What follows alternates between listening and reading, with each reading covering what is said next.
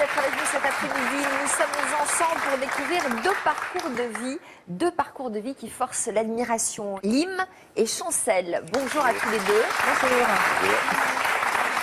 Vous êtes tous les deux arrivés en France alors que vous étiez encore enfant. Vous venez d'où, Lim? Je viens de la Corée du Sud.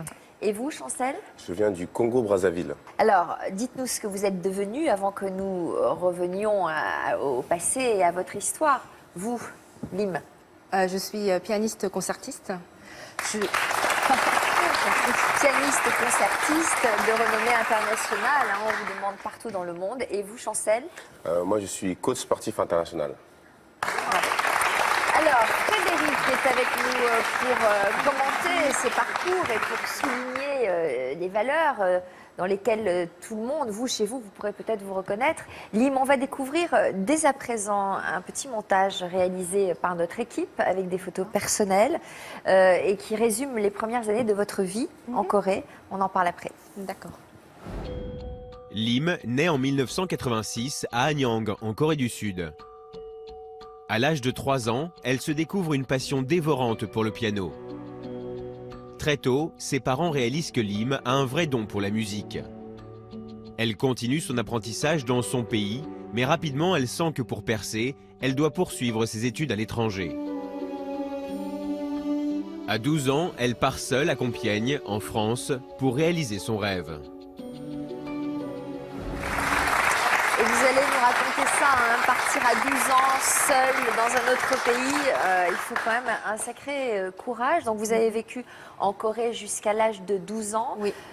Tout de suite, vous avez attrapé le virus du piano, quoi. Vous étiez précoce. En fait, en Corée, jouer du piano, c'est ce qui est le plus banal, en fait. Oui, c'est très étonnant. C'est un peu comme au Japon et en Chine.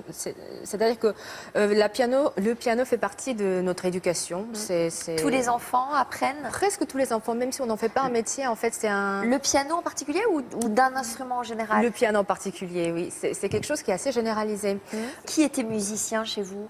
Personne n'était musicien dans ma famille. Et puis, il y a une cousine, en fait, qui est arrivée. Et puis, moi, j'allais pas du tout à l'école maternelle. Donc, elle a dit, mais écoute, elle fait rien de ses journées. Peut-être, ça serait bien de lui apprendre le piano parce que ça fait du bien, en fait, aux mains. Et puis, ça fait travailler le cerveau. Donc, voilà, j'ai commencé d'une façon très... Il y avait un piano chez vous? Non, il n'y avait même pas de piano. Et vous en faisiez où, alors? À l'institut, un tout petit institut de piano qui était en bas de chez nous. Voilà. Et donc, très vite, on a vu que vous aviez des prédispositions particulières. On peut dire que vous étiez précoce? Oui, c'est vrai qu'il y a eu des petits signes. Et très vite, en fait, le piano, c'était devenu un peu un élément sublime dans ma vie. Voilà, je suis née en fait dans une famille qui est assez marquée par les deux guerres de la Corée. Ouais. Mon père, il a traversé, il a eu les séquelles de la guerre.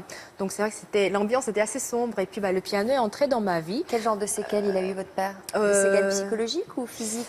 En fait, mon grand-père, il a été en camp de concentration au Japon. Donc mon père, il a dû assumer toute la famille seul. C'est l'aîné en fait de la famille. Donc il est vraiment parti du rien. Il a construit sa vie. Il a mangé des racines. Il a mangé les écorces d'arbres pour survivre. Donc, il sait vraiment la valeur de la vie. Voilà. Pour lui, c'est extrêmement important, la valeur du travail. Voilà. Donc, ça, c'est votre père? Oui. Ensuite, il a fait la guerre de 50-53. Donc, voilà. Et il m'a eu assez tard. Donc, quand je suis née, c'était déjà un homme qui avait vécu, qui avait un passé. Il m'effrayait. C'était pour moi l'invincible, l'insondable, le mystère. Voilà, et donc le piano, c'était quelque chose, voilà, sublime. De vous évader peut-être? Ouais, c'était la seule chose en fait sûre. C'était la beauté. Et le piano incarnait pour moi le sublime. Et tout de suite, je sentais que c'était une mission. Je ne sais pas pourquoi, d'où c'est venu. Et je travaillais, il y avait un résultat. Voilà, c'était quelque chose qui était la chose la plus fiable en fait. Vous avez su très tôt que vous vouliez en faire votre métier? En fait, c'est étrange parce que quand j'avais 7 ans, à l'école, on nous a demandé qu'est-ce qu'on voulait devenir. Et puis moi, j'ai dit très naïvement, je veux devenir la lumière du monde. Mais avec la naïveté dont seuls sont capables les enfants.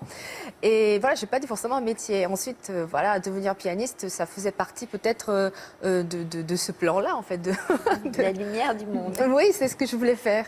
C'est étrange. Alors, vous étiez tellement douée que très vite, le conservatoire de Séoul est devenu petit. C'est bizarre dans la mesure où tout le monde fait de la musique dans ce pays. C'est bizarre que le conservatoire de Séoul ne soit pas d'un niveau En fait, je pense que pour apprendre, par exemple, la musique traditionnelle coréenne, il faut aller en Corée pour l'apprendre. La même chose pour apprendre la musique classique, que j'avais vraiment envie de l'explorer sur la terre natale des compositeurs. Et puis, j'avais vraiment envie de liberté, que ce soit la liberté, surtout la liberté intérieure, en fait. Mais à 12 ans, envie de liberté, c'est quand même très jeune. Oui, j'avais envie d'expansion, quoi. J'ai eu Donc, l'impression vous n'étiez d'être... pas du tout angoissée à l'idée de quitter vos parents? Absolument pas. Et la France vous faisait rêver? Oui. Pour moi, la France, c'était... Voilà, Est-ce que vous auriez pu aller plutôt en Allemagne ou en Autriche, terre des Oui. de certains compositeurs? C'est vrai, non, c'est Ravel, c'est Debussy, parce que le conservatoire de Paris a reçu comme étudiant Ravel, Debussy, Fauré, Saint-Saëns. Et voilà, c'était quelque chose qui me faisait vraiment rêver, mais aussi le fait de pouvoir avoir une deuxième chance dans la vie, connaître quelque chose d'inconnu et puis bâtir quelque chose à partir de rien, en fait. Et Enfin, ça, c'est des trucs qu'on se dit à 50 ans, pas à 12 ans. mais j'avais vraiment un besoin vital de la liberté. Alors, vos parents n'étaient pas d'accord, hein. Votre mère était d'accord pour que vous partiez. Oui. Votre père, non. Alors, Oui. pour trancher, elle a fait venir un médium. C'est pas banal comme pratique. Ouais, un sage. Ça se fait beaucoup en Corée? Oui, quand même, de la génération de mes parents, en fait, la Corée, on a une culture très spirituelle, chamanique. Et ma mère avait toujours fait un rêve prémonitoire, comme quoi elle aurait un enfant dont le destin ferait écho en dehors de la Corée. Voilà. Donc elle avait été toujours convaincue, mais mon père non. Et puis on a fait venir un sage. Et comme mon père, il a un respect profond en des choses spirituelles, ça l'a convaincu. Qu'est-ce qu'il a dit, le sage? Il a dit que si il n'envoyait pas sa fille en France, le destin de sa fille allait en périr si elle restait en Corée et que son destin n'allait pas fleurir comme il se doit. Voilà, c'était le dire du sage. Et d'ailleurs, quand il disait ça, j'étais yes, yes. Et vous, Chancel, pourquoi vous avez quitté l'Afrique à 6 ans? Moi, j'ai quitté l'Afrique suite à 2 raisons. La première, c'est que j'ai eu un accident très grave à 4 ans. Qu'est-ce qui vous est arrivé? J'étais un petit enfant un peu trop agité. Turbulent. Déjà petit, j'avais déjà cette énergie hyperactive et tout ça. Faut pas se fier aux petits garçons mignons sur la photo. Oh, très chou. Voilà, donc l'histoire, elle est bête en soi, mais je suis content qu'elle soit terminée comme ça. Je jouais avec mes cousins dans la parcelle de la maison. Et le ballon que je tenais dans les bras, là, il s'est perché sur l'arbre. Sur l'arbre qu'on avait dans la parcelle. Il était à peu près haut, ça devait faire à peu près 2 ou 3 étages. Et l'arbre, il était perché. Et maman était au travail, la tante était au travail. Oula. Donc moi, comme j'étais un petit casse-cou, j'ai décidé de grimper sur l'arbre pour aller prendre le ballon. Malheureusement, mon plan ne s'est pas bien déroulé.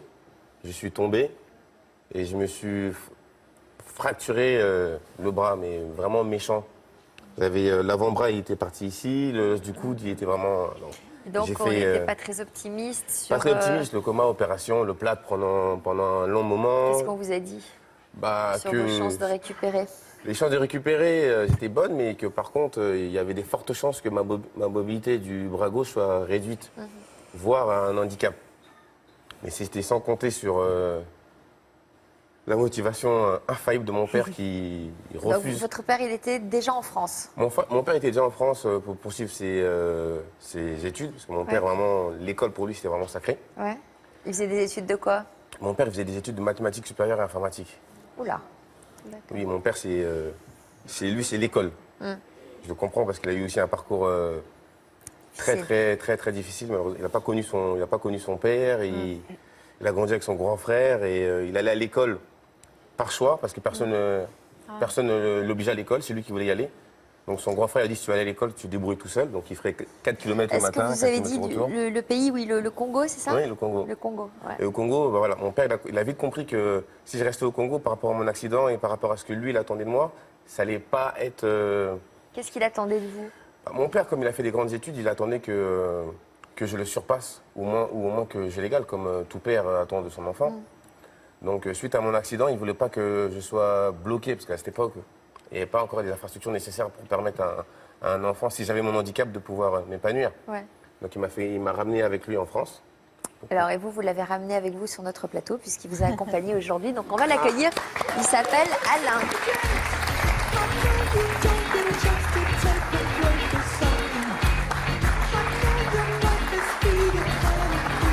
Ça va? Allez, vous asseyez.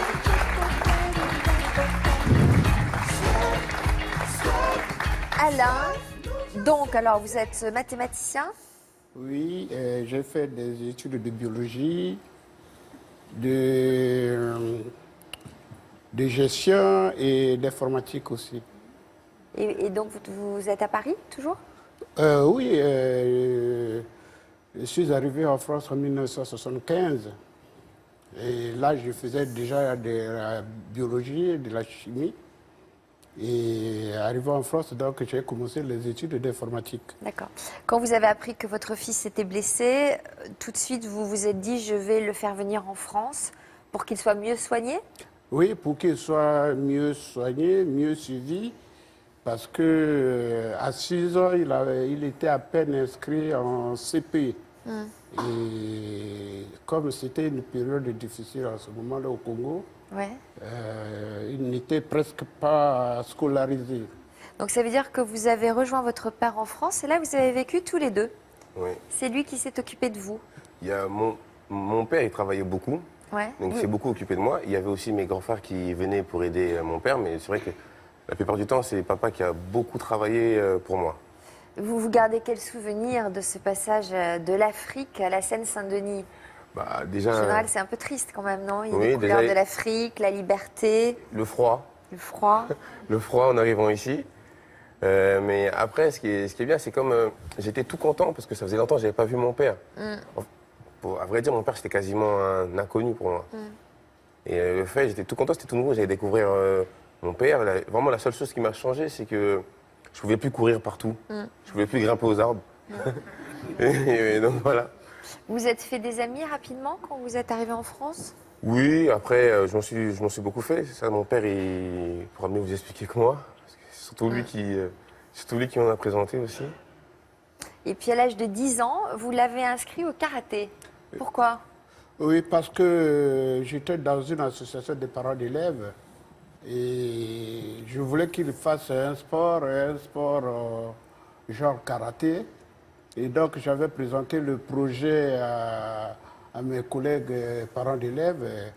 Ils ont apprécié et à partir de ce moment, j'ai monté donc un club de karaté. Ah, c'est vous qui l'avez monté carrément? Oui. Pourquoi vous étiez bon en karaté? Non, simplement parce que je voulais, non seulement pour mon fils, mais pour les enfants du quartier, Pour les occuper. pour les occuper. Et autour d'un sport Ouais. comme le karaté, parce que le karaté a des valeurs. Oui. Des valeurs de conduite vis-à-vis des autres, de respect. De respect du bien public surtout. Et puis, Donc, vous avez aimé le karaté, Ah Chancel? oui, j'ai adoré. Moi, j'étais de la génération des Power Rangers et tous les films de combat. Donc, et je pense que mon père aussi, il a choisi le karaté parce que quand j'étais à la maison, je regardais beaucoup de films d'arts martiaux. Et déjà tout petit, j'adorais sauter partout. Donc, il a dit, soit je le mets là-dedans, soit il va me casser quelque chose à la maison. Et après le karaté, vous avez fait de la danse. Oui, j'ai karaté. Après, j'ai fait de la danse. Quel genre de danse? J'ai fait de la danse hip-hop. Ouais. J'ai fait du break. C'était à l'époque où la culture hip-hop commençait à émerger. En plus, là où on habitait à Sani, c'est vraiment l'un des berceaux du hip-hop en France. Vous voulez nous montrer un petit peu? Vous êtes chaud? Ah oui. Hein? Il faut un peu plus d'encouragement. Vous avez quel âge là, Chancel? Là, j'ai 30 ans maintenant. 30 ans. Attention à pas vous claquer, hein. Vous êtes bien échauffé. Ah bah.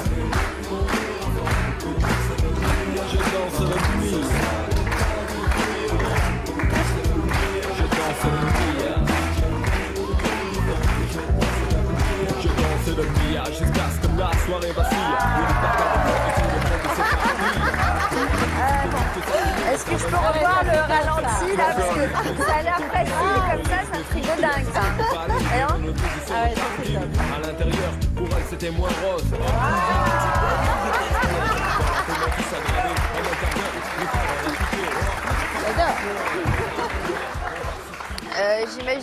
j'imagine qu'il faut quelques abdos là pour faire le Ah oui. mouvement de relever en arrière. Là. Un peu beaucoup même. Hein, voilà. Il paraît que c'est la première fois que vous dansez devant votre père. Oui, c'est la première fois que je danse directement devant mon père comme ça. Pourquoi?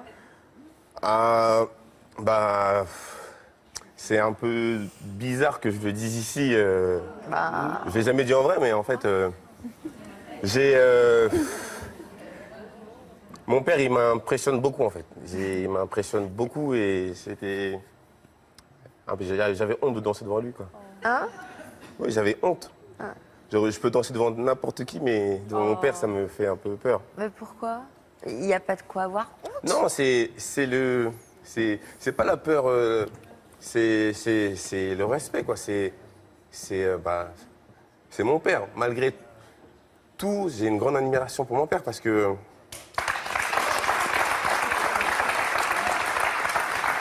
Parce que voilà, c'est que. Je sais que quand. Il n'a pas l'air méchant, hein, il a un bon regard. Oui, devant vous. Si Alain, vous pouvez être méchant, Non. Non. vous êtes autoritaire. Non. Même pas. Bah alors, pourquoi il vous Non, mais respecte comme après, ça? parce que mon père, il est très attaché à ses valeurs qu'il a eues. Moi, je me sens aussi honteux par rapport à lui parce que j'ai eu des choses que lui n'a pas eues. Il n'a pas connu son père. Bah oui, mais enfin. Il n'a pas connu son père. Mais pourquoi vous parlez de honte? C'est un sentiment que moi, je ressens parce que il s'est toujours battu pour moi. Et moi, quand j'étais petit, j'ai jamais manqué de rien. Je vais pas dire, Et faut pas alors, dire. vous avez honte parce que vous avez l'impression que vous vous battez pas pour lui? Non, c'est pas question de ça. C'est question que je pense que j'ai pas assez Oui, remboursé. peut-être que je lui disais souvent que bon, dans ma génération en Afrique, danser, chanter à une autre époque, c'était pas bien apprécié par les parents. Ouais, quand vous dansiez, c'est comme un enfant qui ne veut rien faire et tout ça. Bon, donc lui, il attendait, quand on discute entre cousins et autres, lui, il attendait. Donc il ne pouvait pas danser devant moi, il tenait compte du fait que certainement papa ne va pas apprécier. Mais bon, j'imagine que si vous êtes là, c'est que vous avez apprécié son parcours, que vous l'appréciez. Ah oui, mais par la suite, j'ai apprécié et je l'encourageais d'ailleurs à aller plus loin, à s'installer dans ce qu'il fait et surtout avoir de la motivation. Alors, la danse, vous avez très vite eu envie de partager votre passion. Oui, parce que comme mon père, il m'a appris, il a créé l'association de karaté. Ensuite, par la suite, quand j'ai commencé à danser et que je faisais des petits spectacles dans la rue, il m'a dit, quitte à danser, au moins fais quelque chose de bien, quoi. Il m'a aidé à monter ma petite association. Et j'ai commencé à m'entraîner pour moi tout seul. Et après, les petites de mon quartier que je voyais, elles m'ont demandé que je les entraîne. Donc j'ai commencé à les entraîner. Et vous leur faisiez payer combien? Bah, en fait, comme c'était les petites de mon quartier, c'était comme mes petites sœurs. Elles me payaient juste 1 euro symbolique. La seule condition, c'est qu'elles me ramènent leur bulletin. C'est-à-dire, elles pouvaient suivre des cours si elles avaient des bonnes notes. Qu'à cette condition-là? Voilà. C'était à peu près comme ça que mon père m'avait éduqué, quoi. Ouais. Tu pouvais faire ce que tu voulais, mais à la condition, c'était que tu me ramènes des bonnes notes. Vous aviez des bonnes notes, vous? Au début, oui. Après, l'adolescence, et j'étais tellement impliqué dans la danse et le sport en général que je négligeais un peu l'école. Pourtant, j'étais bon, mais j'ai plus continué sur le sport et tout ce qui était activité physique. Alors, on va revenir sur les valeurs que vous transmettiez à travers vos cours. Ouais. Quelles sont-elles?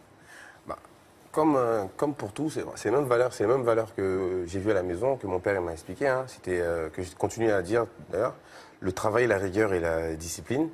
Surtout, et moi j'ai rajouté aussi le plaisir et être sérieux sans être sérieux. Ça, c'était vraiment, c'est vraiment se donner à fond, corps et âme.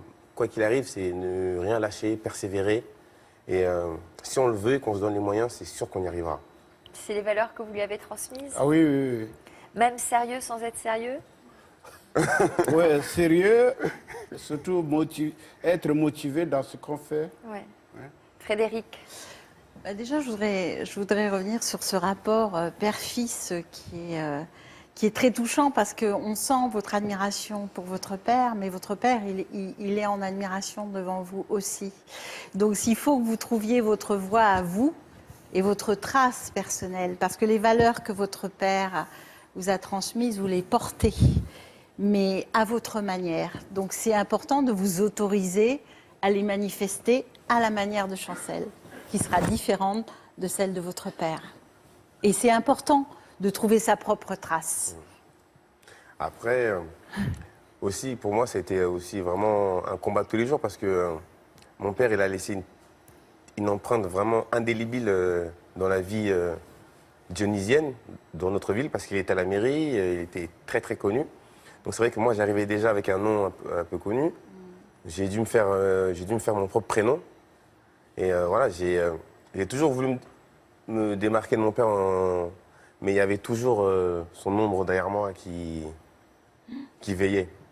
Donc c'est vrai que merci, tu m'as beaucoup aidé, mais maintenant c'est mon tour. Ça n'a pas été facile non plus, hein, j'entends quand même. Il vous a beaucoup aidé, mais on comprend qu'il a fallu que vous vous démarquiez de l'ombre parentale. Bon, Et que vous avez encore besoin de le faire et de vous autoriser à le faire, sans vous sentir redevable vis-à-vis de votre père. en fait, je partageais à chaque fois sur le fait de est-ce que si je fais ça, je ne vais pas le décevoir, est-ce Oui, qu'il vous va avez être peur de content. son jugement.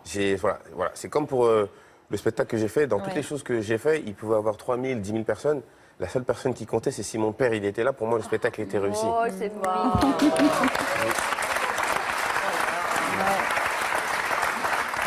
Et voilà, c'était... Ça, c'est trop mignon. Ah, c'est vrai, que malgré même dans... Je sais que mon père, il voulait plutôt que je me lance dans les études parce que j'avais le potentiel, il m'avait bien appris. Mais quand il a compris que moi, ce que je voulais faire, c'était le sport et tout ça, il m'a dit, OK, d'accord. Moi, la seule chose que je te demande, fais ce que tu veux. Que tu sois éboueur, plongeur, fais ce que tu veux. Le seul truc que je te demande, c'est fais-le à fond et fais tout pour être le meilleur. C'est juste ça. Lim, qu'est-ce que vous inspire et leur rapport et le parcours de Chancel? C'est extraordinaire. Puis tu rends un hommage tellement magnifique à ton père, c'est très émouvant. C'est la moindre des choses. Hein, parce qu'il a... C'est la valeur qui est Je géniale. pense que je serais étonnamment redevable envers mon père. Alors vous aviez 12 ans quand vous êtes arrivé en France. Vous disiez tout à l'heure que pour vous, c'était une libération de partir et vous étiez attiré par la France. Dans quelles conditions êtes-vous arrivé en France? Alors, je suis arrivée seule, sans mes parents. Donc, mes parents étaient étaient restés en Corée. Et puis, la dame qui allait me garder donc en Corée m'avait accompagnée. Voilà, je suis arrivée donc chez Mais elle. vos parents, ils avaient beaucoup de moyens en Corée?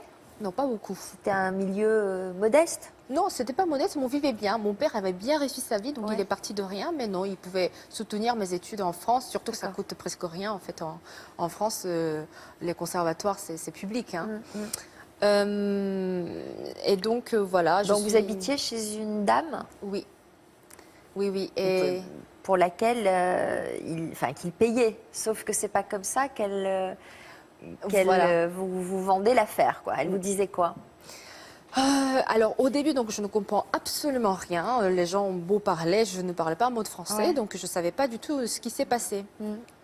Et en fait, elle me racontait que voilà, ma famille était très pauvre et qu'en fait, ils n'avaient pas du tout les moyens d'assurer en fait mes études là et qu'elle me gardait par pitié. Donc, et en plus, à l'époque, c'était pas du tout l'époque Internet, hein, donc on n'avait pas facilement accès donc, au téléphone ou quoi, donc je pouvais pas vraiment communiquer avec mes parents. Et puis surtout, je sentais bien que si j'essayais de m'appeler mes parents, ça ne faisait pas vraiment plaisir à cette dame. Et voilà, c'était... Mais elle vous brimait, elle vous faisait subir des humiliations? Mais en fait, le premier jour où je suis arrivée, c'était vraiment... Je venais de juste déposer ma valise. Et puis, la première chose qu'elle m'a dit, c'est « va au piano ». Donc, j'ai joué un peu une pièce de Chopin. Et elle écoute, et puis elle retourne vers la télévision. Elle allume la télévision avec sa télécommande. Et puis, elle ne me parle plus du tout. Donc, je lui dis « mais qu'est-ce qui se passe ?» Donc, je vais voir. Et puis, ça va bien et tout. Et puis elle me dit, mais je comprends pas pourquoi tu es venue, t'as aucun talent, tu sais qu'il y a plein de gens qui font du piano, mais en jouant comme ça, tu vas arriver à rien du tout. Donc bon, c'était les premières paroles quand je suis arrivée. Je n'ai pas de famille, je suis vraiment absolument seule. Et vous étiez désespérée ou au contraire, ça vous a motivé? Bah, c'est bizarre, mais ça m'a fait rire. Ah bon? Ouais, et puis je me suis dit tout de suite... Pourquoi, selon vous, elle était aussi dure avec vous? Mais vous savez, j'avais 12 ans, mais je me sentais pas du tout une petite fille. Hein. Je me sentais déjà adulte en fait. Et puis, je me suis dit, si elle dit ça, c'est qu'elle doit être assez mal avec elle-même. J'ai tout de suite senti que c'était elle le problème. Donc, Comment une Quelle gamine maturité de 12 ans incroyable. peut avoir cette maturité, c'est incroyable. Mais ce qui était frappant dans ce que vous disiez tout à l'heure, c'est qu'en fait, vous n'aviez pas peur de venir en France parce que votre sécurité, c'était la musique. Et que vous saviez, vous disiez ce rendez-vous avec la musique, vous pouviez vous appuyer, c'était Bien sûr. vos piliers intérieurs et c'est ce qui vous donnait cette sécurité intérieure et ce qui vous a permis de décoder qu'effectivement, très probablement, cette femme a dû repérer immédiatement votre immense talent. Ça a peut-être ça a sans doute fait écho à quelque chose en elle qui a été tellement dérangeant, tellement confrontant qu'il a fallu qu'elle vous rabaisse. Et En fait, elle jouait du piano, elle. oui, elle était pianiste aussi, ouais. Donc vous êtes entrée au collège. Comment ça s'est passé? Vous en gardez de bons souvenirs? Vous avez subi quand même quelques brimades de la part de vos camarades? Oui, bah, c'était bien sûr le racisme, hein. C'est-à-dire que devant les yeux des enfants français, donc, qui en plus c'était à Compiègne et on n'était presque pas d'asiatiques du tout. Et ils n'avaient jamais entendu parler de la Corée. Pour eux, l'Asie, c'était la Chine. Et puis j'incarnais l'Asie millénaire avec le travail au champ, le chapeau pointu. Voilà, c'était ça pour eux. Alors comment vous en êtes sortie de tout ça? Ça vous a pas trop miné? Alors, j'ai appris très rapidement en fait le français. Et ensuite, pendant un cours de musique au collège, il y avait le professeur de collège m'avait appelé et me dit est-ce que tu peux jouer un morceau? Et voilà, il m'a montré le petit piano électrique. Et du coup, j'ai dit enfin quelque chose avec qui je peux converser. Donc, bien sûr, avec grand plaisir. Et puis, j'ai commencé à jouer sur le petit piano. Et vraiment, je me suis donné à cœur joie. Et puis, je me suis arrêtée. Puis, il y avait un silence de mort. Et puis les enfants ont commencé à applaudir, mais avec une joie comme ça dans le visage. Autant ils étaient méchants, autant ils étaient spontanément joyeux. Et puis tout d'un coup, ils étaient tous devenus mes amis. Et donc la musique était un peu ma traductrice. C'était la lumière du monde. Oui, c'était mon rapport au monde, quoi, en fait. Et puis il y a une personne qui vous a vraiment encouragé une fois arrivé à Compiègne. Qui était-il? Alors, il s'appelle Marc Opler. C'est mon premier professeur français. Il était professeur de piano donc, au conservatoire de Compiègne. Et en fait, voilà, donc au bout de 6 mois, il est extraordinaire. Ma maman, en fait, elle est arrivée parce qu'elle a bien, même si je ne lui disais rien, parce que j'ai eu peur que ma mère me dise il faut retourner en Corée, j'avais quand même envie d'accomplir mon rêve, donc je ne disais absolument rien. C'est comme si c'était moi le problème, quoi. J'ai eu un peu l'impression que j'étais un peu en tort aussi. Donc ma mère a quand même senti que quelque chose n'allait pas quand je lui demandais maman, est-ce que c'est sûr, est-ce qu'on est pauvre, est-ce que vous êtes sûr que vous allez bien, vous mangez bien votre faim et tout. Donc elle est arrivée au bout de 6 mois. Du coup je l'ai présentée à mon professeur Marc Opler. Et puis Marc, dès qu'il a vu ma maman et que j'ai dit c'est ma maman, au bout de 6 mois je parlais bien français, il m'a dit mais tu as une maman? J'ai dit oui, voilà, c'est ma maman. Et puis il a dit mais je te croyais orpheline. Il me dit ah bon? Il dit oui, la dame qui te garde m'a dit que tu étais orpheline et qu'elle te gardait par charité, quoi. Je dis mais non, mais c'est ma maman, voilà, elle est arrivée et tout. Donc finalement, votre maman vous a sorti de cette famille. Voilà. Et qui vous a hébergé? Et puis là, Marc me dit écoute, Lim, tout a si bien démarré pour toi, ça serait dommage de repartir. J'ai parlé avec mon épouse Agnès, on aimerait, on serait ravis de t'accueillir dans notre famille. Donc là, vous savez, Clara Schumann et Robert Schumann, les grands compositeurs, là, ils m'auraient dit on t'accueille chez nous, ça m'aurait pas plus impressionné, quoi. C'était pour moi Alors, il n'est extraordinaire. plus là, ce monsieur, mais son épouse et vous a accompagné aujourd'hui. Elle est avec nous dans le public, elle va nous rejoindre. Oui. Donc,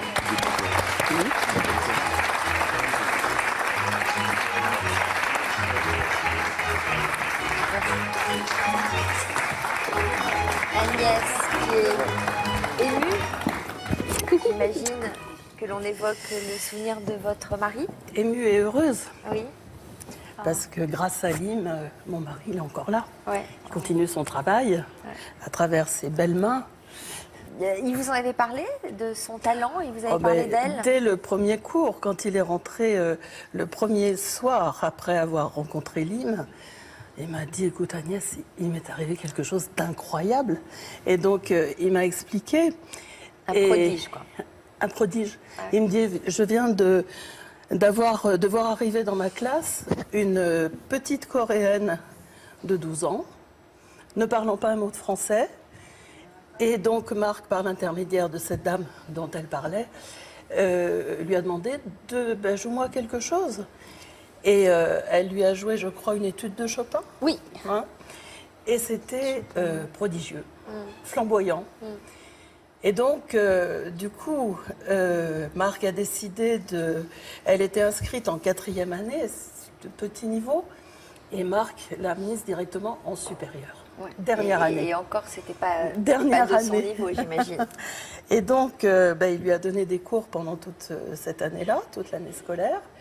Et toutes les semaines, il me disait, mais c'est incroyable. Elle travaille, voilà, très douée, beaucoup de talent, beaucoup d'énergie. Beaucoup d'énergie. Très jeune, hein, toute jeune fille. Alors, il y avait beaucoup... il fallait la canaliser, cette énergie, quand même. Hein. Elle était venue chercher quelque chose de précis en France pour avancer en piano. Donc, quand il s'est agi de l'héberger pour qu'elle puisse aller au bout de son talent, vous n'avez pas hésité une seconde? Non. Non, je ne l'avais jamais vue, mais j'avais l'impression de la connaître. Ouais. Tellement... Elle est restée combien de temps chez vous, alors? 3 ou 4 mois, je crois. Oui, pour moi, dans mon souvenir, c'est presque 1 an, je suis restée. Non. Je suis restée. Non, non. Mais c'était vraiment, vous savez, c'est de l'enfer au paradis, quoi. C'est-à-dire que c'était absolument paradisiaque.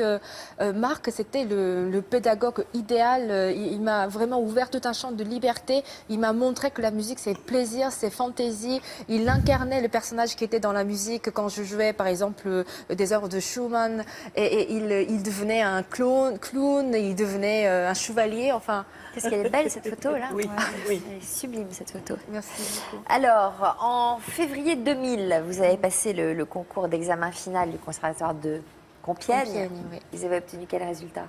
Vous avez explosé tous les compteurs? Oui, exactement, tout à fait. Il n'y avait pas Tout un à prix fait. assez... Et une de nos amies était au jury et elle a dit à Marc, mais cette petite, elle a de l'or dans les doigts.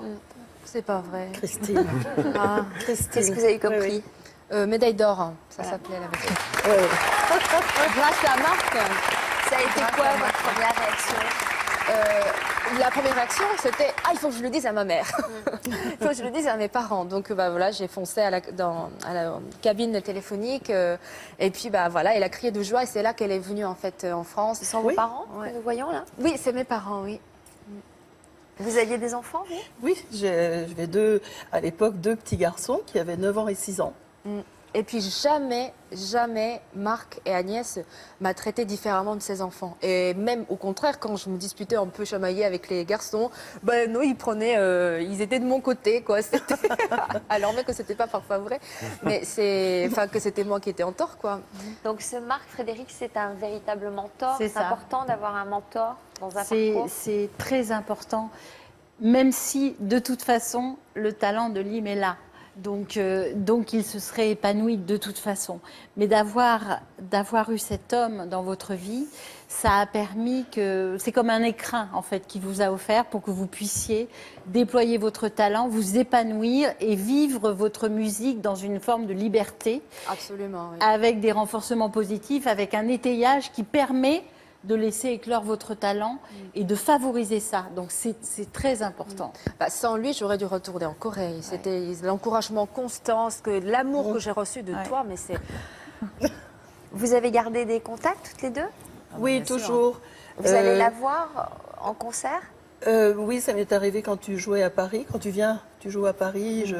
J'essaye, si je travaille pas à la même heure, parce que je suis professeure au Conservatoire de Compiègne. Et nous, on travaille quand les enfants ne sont pas à l'école. Donc, il arrive qu'on finisse un peu tard. Vous êtes professeur de piano aussi? Non, je suis professeure de solfège D'accord. et chef de chœur. Et donc, à chaque fois que je peux, je viens l'écouter. Et c'est un bonheur, c'est un ravissement. À la fois, je suis émue, à la fois, je suis très fière. Et mon mari, là où il est, je pense que, en tout cas, s'il était encore là, il serait d'abord lui aussi très, très ému. Et puis, dans un deuxième temps, très, très fier. Parce que, bon. Chancel, est-ce qu'il y a une personne, vous, comme Lim et Marc, que vous considérez comme votre mentor? Ah oui, elle est à côté de moi. Hein. Ça fait longtemps que vous n'avez pas parlé de son papa. Non, j'ai eu beaucoup de personnes à différentes étapes de mon parcours. Quand j'ai fait du karaté, ensuite taekwondo, la danse, mon passage à l'armée aussi. Mais la personne qui a toujours été là constamment du début à la fin, c'est que mon père.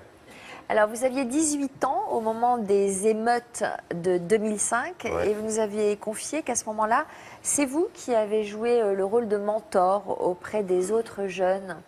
J'ai participé comme j'ai pu. En fait, c'était simple. Hein. J'avais pas vraiment le choix. C'était soit ils brûlaient le gymnase où je faisais mon activité, soit je me mettais devant pour pouvoir continuer à faire mon activité. Le choix était vite fait, sachant que le gymnase des Francs-Maçons, il a été construit pour nous apporter une structure dans laquelle où on peut s'épanouir. Ouais. Alors, comment vous avez convaincu cette bande de renoncer à... En fait, c'est très simple. C'est ça qui est ironique, c'est qu'on avait prévu d'organiser un spectacle. Et malheureusement, il y a eu les événements de 2005 avec la mort tragique de Zinaï Bouyed. Et en fait, ce que j'ai fait, j'ai un peu fait du chantage, en fait. J'ai dit, il faut pas brûler le gymnase, parce que nous, on n'a que ça. J'ai dit, si vous brûlez pas le gymnase, moi, je vous fais un spectacle. Ils m'ont dit, ouais, mais ton spectacle, il est dans... Et je m'ai dit, quoi, ouais, ton spectacle, il est dans 20 piges. D'ici là, on aura des enfants. J'ai dit, non, si tu veux le spectacle, dans 2 semaines, on le fait. Ils ont dit, OK. J'ai dit, bah, si dans 2 semaines, il n'y a pas de spectacle, crame le gymnase. Donc, le lendemain, j'ai couru à la mairie. J'ai couru à la mairie, j'ai dit, oui, il faut organiser un spectacle, parce que dans le quartier, ça ne va pas. Et je pense que le spectacle, ça va permettre un peu de détendre, et et les gens vont pouvoir se retrouver, on va pouvoir un peu oublier. Donc, suite à ça, on a organisé le spectacle. Et ça a apaisé, ça a calmé les esprits. Oui, on s'est beaucoup amusé, on a pu rigoler, tout ça, et ça a amené beaucoup de personnes en dehors de Sagny, de l'Île-de-France, même des personnes un peu plus loin, ils ont pu venir, et vraiment, c'était bien. Et alors après cet épisode, vous avez eu envie de vous engager dans l'armée. Ouais. Pourquoi? Parce que j'ai grandi dans le 93 à Sagny, au Franc-Moisin plus précisément. J'adore mon quartier, il m'a apporté beaucoup. Et je me suis vite rendu compte qu'en restant là, j'allais pas pouvoir m'épanouir autant que ça. J'avais envie de voir autre chose, de faire autre chose. J'avais, comme un peu pour elle, j'avais vraiment ce sentiment qu'il fallait que je bouge. De vous confronter à autre chose, à d'autres situations. Voilà. Et vu que j'étais un têtu et un téméraire, j'ai dit la seule chose qui va me permettre de me remettre dans les rails, de me mettre bien. Pourtant, je ne variais pas beaucoup, mais j'avais vraiment besoin de quelque chose qui allait me faire marcher dans les clous. Qu'est-ce que vous en avez pensé, vous, Alain, de ce projet d'aller dans l'armée? Il m'en a parlé, et c'est quand il est parti s'inscrire d'abord. Il vous en a parlé après? Il m'a parlé après. Après, bon. Donc vous n'avez pas trop donné votre avis? Non, mais parce qu'il va me dire que bon, l'officier qu'il a reçu lui aurait dit que comme vous sortez du Franc-Moisin, ça l'étonnerait que Chancel soit pris. Ouais. Et finalement, il a été pris alors? Et finalement, il a été pris. Qu'est-ce que ça vous a apporté, cette expérience? Ça m'a recadré dans le sens où avant j'étais un peu éparpillé.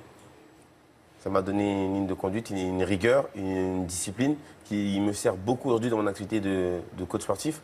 Et c'est là où vraiment que j'ai appris le dépassement de soi, la cohésion, le partage. Et dans diverses missions, comme notamment en Côte d'Ivoire, où on a participé à la réhabilitation d'une école, J'ai vraiment pris plaisir à faire ça. Et pourquoi vous n'avez pas choisi une carrière sous le drapeau? Parce que moi, je suis une personne et j'aime bien aller piocher à gauche, à droite pour me faire ma propre expérience. Et arrivé à l'armée, je me suis dit que j'avais appris ce que j'avais à apprendre. Donc maintenant, je pense être assez complet pour pouvoir faire du Chancel. Alors justement, qu'est-ce que c'est que du Chancel? Eh bien, vous transmettez ces valeurs dans votre quartier auprès des jeunes et à travers votre profession. On va découvrir le reportage que nous vous avons consacré. À Saint-Denis, en région parisienne. Allez, plus vite. Les mains, allez.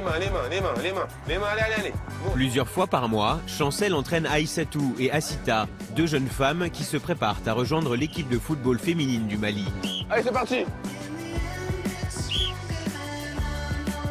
Une préparation physique à la dure, à l'image du rythme qu'il s'est imposé toute sa vie. Ralentis pas.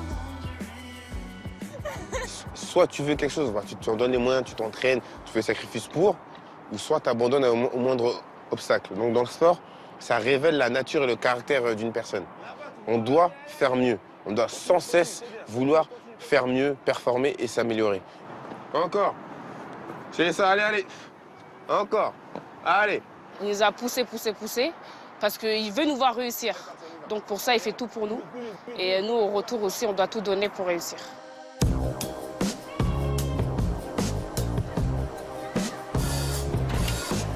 C'est dans ce gymnase que Chancel a commencé à entraîner des jeunes il y a déjà presque 7 ans. C'est ma seconde maison, voire ma première maison. J'ai toujours été dans ce gymnase depuis qu'il a été créé.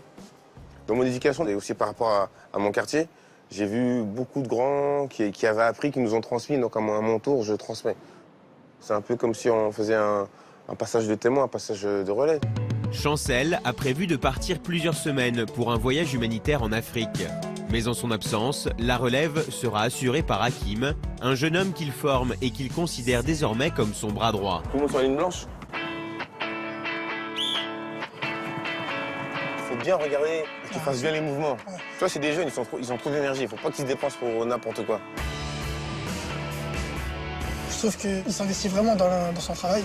Allez, c'est parti, Et il veut transmettre sa passion dans le sport et c'est pour ça que ça tient à cœur en fait. Là, il va, c'est juste ça. Hakim, il est prêt, il a la prestance et le charisme nécessaire et il a la passion surtout, c'est ça qui est bien. Il a la passion, il a l'envie d'enseigner et l'envie de transmettre. Rapide. Hakim, c'est le futur. Je prépare déjà l'avenir. Levez la tête. Tiens, occupe-toi bien d'eux.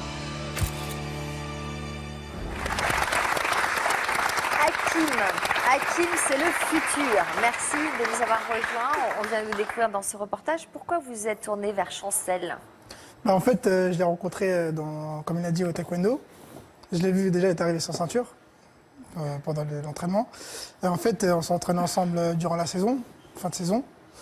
Et quand la saison est arrivée à terme, en fait, moi, je voulais continuer à m'entraîner pendant les vacances d'été, comme je ne partais pas au pays. Et il avait mis sur Facebook, en fait, qu'il entraînait des gens pour ceux qui voulaient venir, en fait. Donc moi, je l'ai contacté via Facebook, on s'est échangé le numéro. Il m'a donné les horaires et l'adresse du gymnase des Francs-Moisins et en fait, j'y suis allé et il m'a entraîné pendant les 2 mois. Il représente quoi pour vous? On va dire que je le prends comme un exemple, un modèle. Parce que vu son parcours, c'est pas rien ce qu'il a fait. Arrivé de, comme il l'avait dit, prédestiné à être, à cause de son accident, un handicapé moteur de son bras. Il a réussi à devenir coach sportif et avec un bon niveau en plus, parce que je vois ses performances. Et c'est ça en fait qui me pousse à devenir meilleur que lui.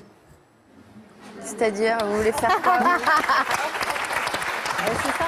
Vous voulez faire quoi? En fait, il m'a comme qui dirait guidé en fait dans la voie du coaching. Ah, vous voulez être coach aussi? Je veux être coach en fait. Il m'a coach, inspiré. mais un coach meilleur que lui. Meilleur que lui. Qu'est-ce que vous avez envie de lui dire aujourd'hui? Moi, j'ai envie de lui dire qu'il a intérêt à être meilleur que moi, sinon il serait un mauvais enseignant. Et vous? Je vais te dépasser.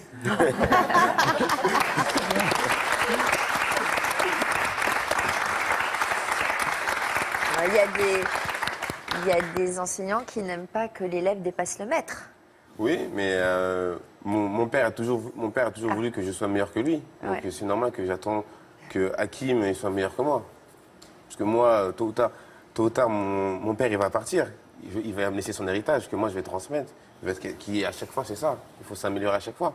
C'est comme pour les téléphones, à chaque fois il y a une nouvelle version qui est meilleure que la précédente.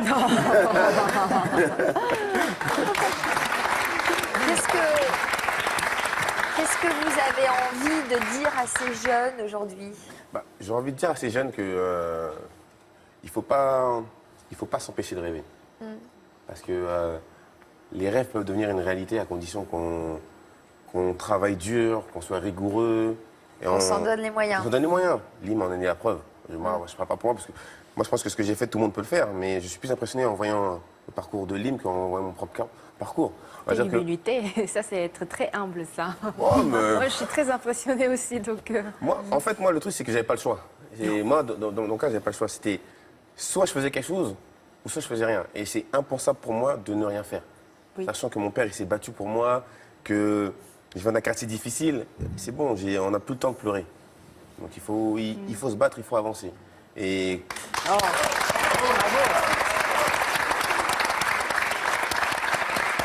Lim, vous avez réalisé votre rêve de petite fille à 17 ans en intégrant le Conservatoire national supérieur de musique de Paris, après être passé donc par celui de Compiègne, puis de Rouen. Comment vos parents ont-ils réagi? Pour eux, c'était bon. Mon avenir était assuré. C'était pour eux, en fait, je pouvais déjà me produire dans le monde entier. Ils croyaient que j'étais déjà arrivée, quoi. D'ailleurs, c'était à 16 ans que j'ai intégré le conservatoire.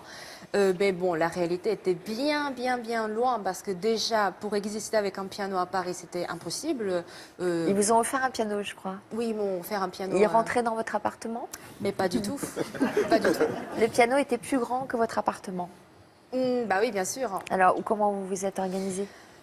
Donc après un bref séjour dans un logement pour étudiants, on ne pouvait pas rester plus parce qu'on était beaucoup.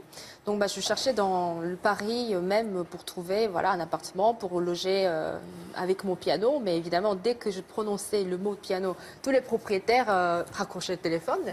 Ou alors c'était exorbitant, quoi. C'était vraiment trop cher. Et du coup, la seule chose que j'ai pu trouver, c'était un garage en fait en banlieue. Et pour moi, c'était mon salut. Voilà, enfin j'ai trouvé quelque chose. Enfin, je peux exister en paix avec mon piano. Mais donc vous viviez dans le garage? Oula, ouais. Et vous avez quand même mis un petit peu de confort là-dedans? En fait, malheureusement, il y avait un cercueil à la place d'une douche. En fait, c'était juste. Non, c'était pas un vrai cercueil, mais c'était vraiment comme un cercueil. Juste une personne pouvait rentrer, puis c'est tout. Et puis voilà, la cuisine dans un placard, et puis les toilettes juste à côté. On a l'impression que vous vous en moquiez, fenêtre. quoi. L'important, c'était que votre piano soit là. Ah, c'était la seule chose qui comptait pour moi. Et puis, en fait, j'avais fait une retraite spirituelle juste avant, où j'avais vraiment creuser ce que c'est l'essence en fait. Une retraite spirituelle? Oui. À quel âge? À 16 ans, juste avant de rentrer au conservatoire. Et pour moi, c'était très important de trouver l'harmonie en moi-même avant de commencer une vie faite de tourbillons. Et là, en fait... Mais c'est vous qui avez choisi de faire ça ou Bien on sûr. vous l'a conseillé? Non, on me l'a conseillé. Mais c'était réservé seulement aux majeurs, mais j'étais déjà mineure émancipée à 16 ans. On peut demander l'émancipation à 16 ans. Donc, du coup, voilà, j'ai pu y aller. Et c'était très, très important pour moi parce que dans la vie d'un artiste, on est très appelé à être influencé par tout ce qui est paillettes, donc renommée, réputation et tout ça. Alors que ce qui est important, c'est l'essence même de la musique. C'est incarner le propos du compositeur, le message musical. Donc on est simplement un passeur, en fait, un intermédiaire. C'est une vieille âme, hein, Nîmes, hein. C'est un truc comme ça, il doit y avoir un... Pour être autant inspirée, autant Incroyable. lumineuse et autant dans l'essentiel. Ouais. Et à l'époque, malheureusement, j'étais allée vraiment à l'extrême en fait de l'essentiel. Je me suis vraiment désincarnée de la vie matérielle. Ouais, Tout ce que je cherchais, c'était la spiritualité. Ce qui fait que le garage, je m'en moquais, les vêtements. Alors là, c'était vraiment pas du tout mes intérêts. Pour moi, c'était la musique, la spiritualité. Qui suis-je? Voilà. Alors aujourd'hui, donc vous avez beaucoup travaillé dans ce garage, vous avez gravi tous les échelons, vous êtes devenue une pianiste mondialement reconnue. Comment vous gérez les paillettes alors? Et l'ego? Bah justement, d'ailleurs, j'en parle dans mon livre qui sort d'ailleurs demain, en fait, enfin bientôt. C'est important parce que, comment je le vis, c'est que quand je choisis une œuvre, je ne le choisis pas pour plaire à un jury, pour plaire à un public, pas du tout. Mais si je le choisis, c'est parce que je ne peux pas vivre, je ne peux pas manger sans vivre avec cette œuvre. Alors, je donne toute ma culture, toute ma connaissance, corps et âme, pour vraiment incarner ce message, pour recréer le message musical qui est dedans, pour refaire vivre, pour le rendre encore vivant 200 ans plus tard. Et ça, c'est le rôle de l'interprète. Donc, la star, ce n'est pas moi. La star, c'est la musique. La star, c'est le compositeur. Et nous, on est juste vraiment... On doit être traversé, en fait, par la musique. Est-ce que vos parents ont eu la chance de vous voir, de venir vous applaudir? Mon rêve de toujours, c'était d'aller jouer en Corée pour que mes parents effectivement puissent assister à mon concert. Et depuis 3-4 ans, ça commence à réaliser. Voilà, j'ai réalisé mon rêve de jouer en Corée pour ma famille. Et ça, c'est vraiment la... Est-ce que vous avez encore un rêve aujourd'hui? J'aimerais beaucoup aller jouer en Corée du Nord. J'aimerais que les deux Corées se réunifient, s'unissent. Et j'aimerais un jour vraiment pouvoir jouer aussi pour mes compatriotes et nos frères et sœurs, quoi. J'aimerais que cette musique puisse être popularisée. J'aimerais que la musique classique soit popularisée beaucoup plus. Si vous aviez un message à transmettre à ceux qui sont englués dans des difficultés et qui n'en voient pas le bout? Avoir la conviction profonde que notre essence est faite de lumière. Il ne faut pas la chercher, en fait, elle est déjà là. Il faut simplement la révéler. Et puis émettre une intention la plus lumineuse possible, se poser cette question-là, qu'est-ce que je ferais aujourd'hui si je m'aimais? Voilà. Et faire confiance en la vie, faire confiance en l'univers, à la force de la vie, ou à Dieu, à ce qu'on croit, ou à soi-même peut-être, faire confiance et laisser aller. Pas forcément tout planifier.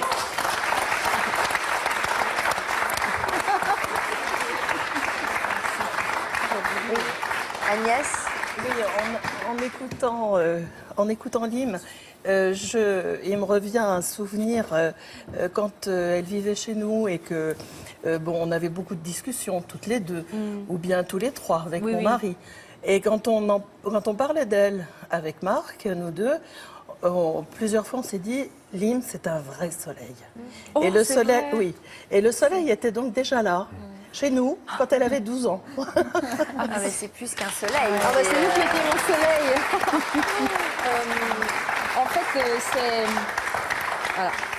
En fait, c'est un cadeau qui vient d'un très grand maître spirituel en Corée qui s'appelle Vénérable Sangdam. Et je lui ai commandé en fait une calligraphie pour vous parce que moi je suis fan de votre émission, je suis fan de vous.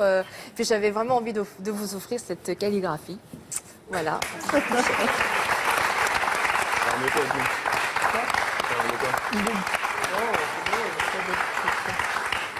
Elle a mis C'est à l'endroit? Oui, c'est ça. Et qu'est-ce que ça signifie? Ça veut dire que la grâce vous soit rendue. Merci la vie, la gratitude. Voilà, ça veut dire. Je suis touchée. Merci beaucoup. Merci beaucoup. Oh, merci Anne.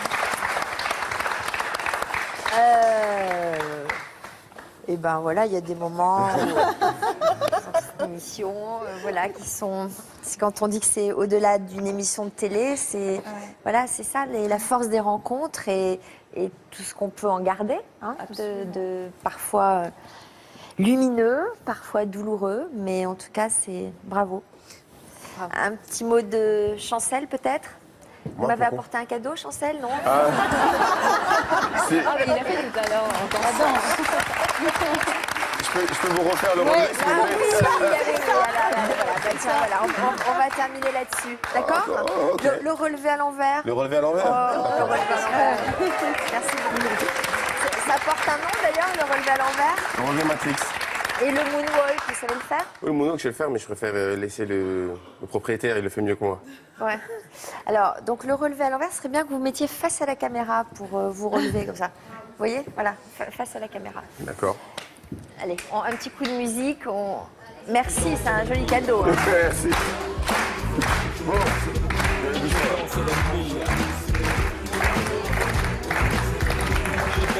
Waouh! On adore. embrasse aussi alors. Merci. beaucoup. Du muscle, hein. Merci à vous tous. J'espère qu'on vous reverra bientôt dans l'Histoire continue et merci pour ce beau cadeau. Merci à Frédéric. Merci à vous tous pour votre fidélité. N'oubliez pas notre rubrique dans Version Féminage chaque fin de semaine. Et dans quelques minutes, dans l'Histoire continue, nous retrouvons Christine et Guylaine. Vous allez le voir, elles ont chacune une vision très différente du couple. À tout de suite. Merci. Alors,